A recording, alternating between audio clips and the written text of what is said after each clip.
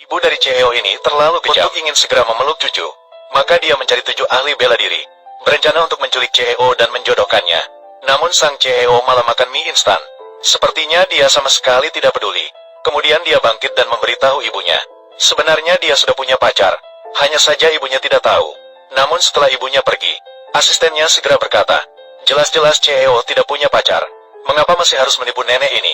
Namun sang Cheo dengan tegas menyatakan, asalkan dia ingin mencari, dia bisa punya pacar kapan saja.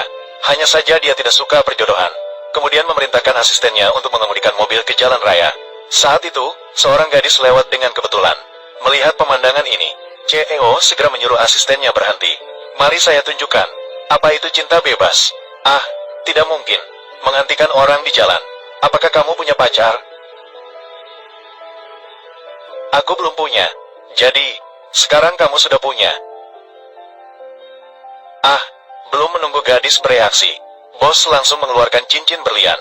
Kemudian dia berlutut dan melamar gadis itu. Tapi gadis itu salah mengira bahwa bosnya tidak waras. Jadi dia segera mengatakan bahwa dia akan mengikuti ujian pasca sarjana. Biarkan bos bertanya kepada orang lain saja. Setelah berkata begitu, dia pergi tanpa menoleh. Bos sama sekali tidak menyangka. Dia jelas memiliki kekayaan miliaran.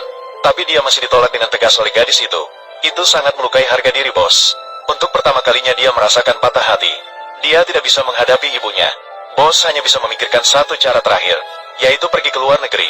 Kemudian dia pergi dengan pesawat pribadi.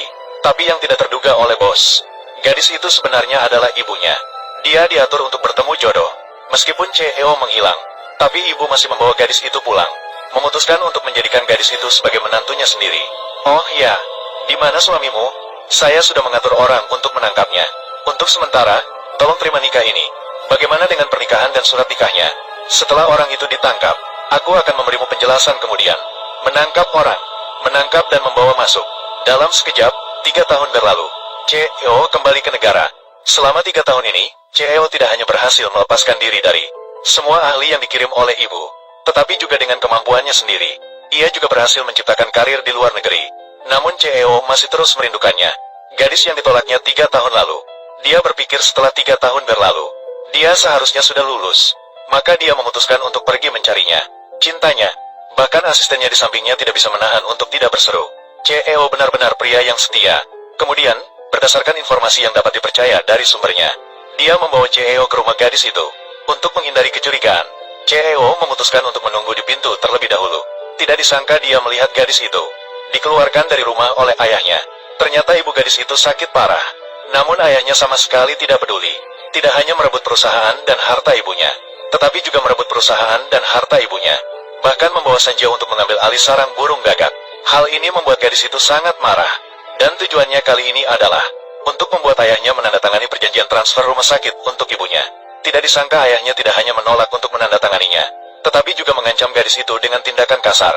Pada saat yang krusial, Cheo segera bertindak. Siapa kamu? Kamu tidak bisa mengganggu orang ini. Ini adalah tipu daya. Ibu tiri juga datang setelah mendengar suara.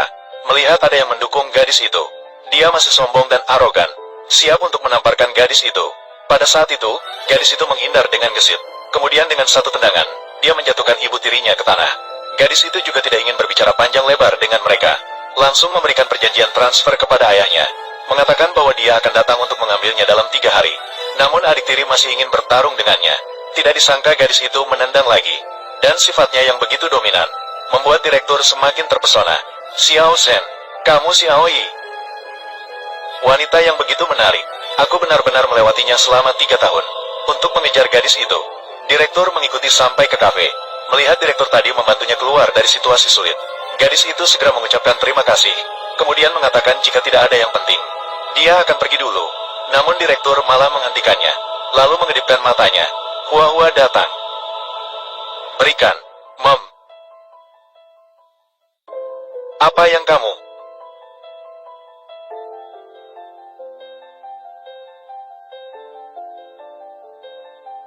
Mom, menelan.